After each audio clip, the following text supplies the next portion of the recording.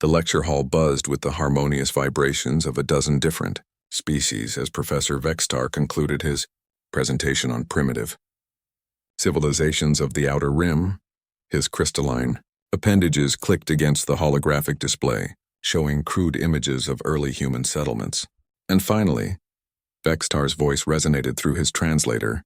We have the humans of Sol 3, perhaps the most amusing example of a species that somehow achieved spaceflight despite their laughably violent history. Ripples of what passed for laughter echoed through the auditorium. In the back row, Marcus Chen sat quietly, his dark eyes fixed on the professor as the alien continued his mockery. Consider this. Vextar gestured to a hologram showing medieval battles. They spent millennia slaughtering each other with primitive metal tools. Their entire advancement was built upon conquest and bloodshed. They even celebrated warriors who killed the most enemies. The professor's head crest flared with amusement. Truly, it's remarkable they didn't extinct themselves before developing interstellar travel. A student from the Zelani Collective raised a tentacle. Professor, didn't they also engage in something called world wars where they nearly destroyed their own planet? Precisely. Vextar's excitement was palpable. Not one but multiple planetary conflicts. They developed weapons capable of ending all life on their world, pointed them at each other and somehow expected to survive. He shook his head in mock disbelief. The galaxy is fortunate their aggression burned itself out before they became a real threat to civilized space. Marcus felt the familiar weight of dozens of alien eyes turning toward him, the lone human in the Galactic Academy's Xenohistory program.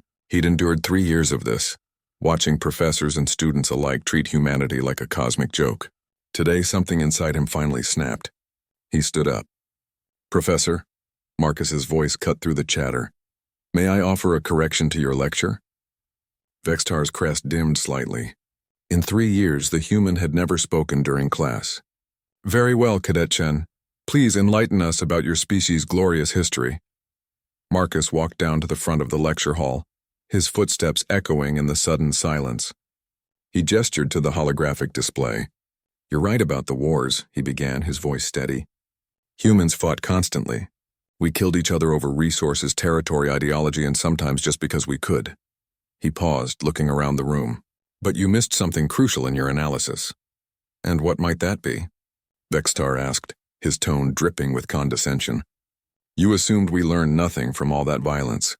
Marcus activated his personal data pad, linking it to the classroom's display system. New images appeared. Hospitals, rescue operations, peacekeeping missions. Every human conflict taught us something about survival, adaptation, and most importantly, about each other. When the Great Earthquake devastated Japan in 2011, who was first to respond? Former enemies, Americans, Chinese, Koreans working together. When the Ebola outbreak threatened Africa, human doctors flew into the epicenter knowing they might die.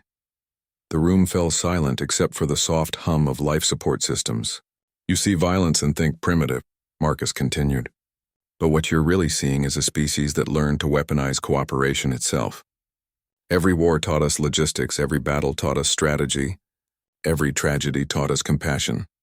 He changed the display again, showing the Luna City rescue of 2387. When the Vrex Confederation attacked Luna City, who held the line for 6 hours against impossible odds? Humans, not because we're naturally violent, but because 10,000 years of warfare taught us that sometimes you fight not to destroy, but to protect. Professor Vextar's crest had gone completely dark. Around the room, alien students shifted uncomfortably. But surely, interjected a Thaxian student, such a violent past makes humans unsuitable for civilized galactic society. Marcus smiled, an expression that caused several aliens to lean back instinctively.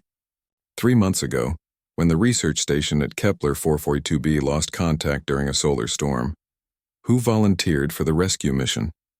When the odds were 50-50 of death, when the rational choice was to wait for safer conditions?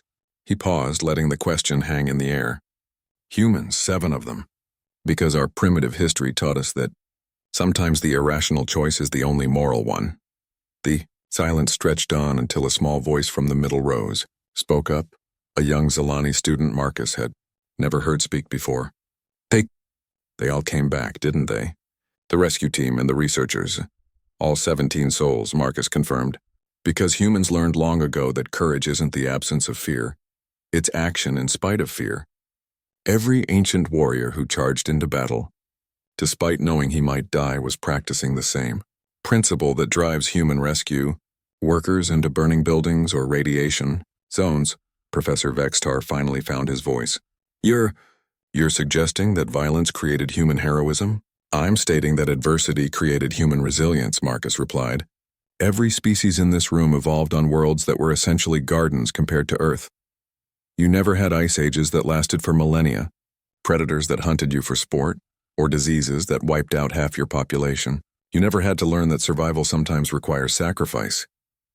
He gestured to the room full of aliens. The collective achieved spaceflight through gradual technological progression over 50,000 years. The Vrex mastered interstellar travel through hive-mind cooperation spanning centuries. The Thaxians built their civilization on mathematical perfection refined across eons. Marcus's voice grew stronger. Humans went from horse-drawn carts to faster-than-light travel in less than 300 years. Not despite our violent history, but because of it. Because when you're used to fighting for everything, you develop an urgency that peaceful species never acquire. The room remained silent as Marcus gathered his materials. You mock our history, Professor, but consider this. Every other species in the galaxy achieved peace through isolation or overwhelming technological advantage. Humans achieved peace by learning to fight together instead of against each other. We took the very thing you find so primitive, our capacity for violence, and transformed it into the foundation of our greatest strength. He paused at the door, looking back at the stunned audience. We didn't overcome our nature. We evolved it. And that, Professor, is why humanity didn't burn itself out before reaching the stars. It's why we're here among you, as equals rather than footnotes in galactic history. As Marcus left the lecture hall, Professor Vextar stared at the empty doorway for a long moment before slowly beginning to delete his notes on primitive humanity. Perhaps he thought it was time to revise the curriculum. Behind him, alien students began to whisper among themselves, viewing their human classmate and humanity itself in an entirely new light.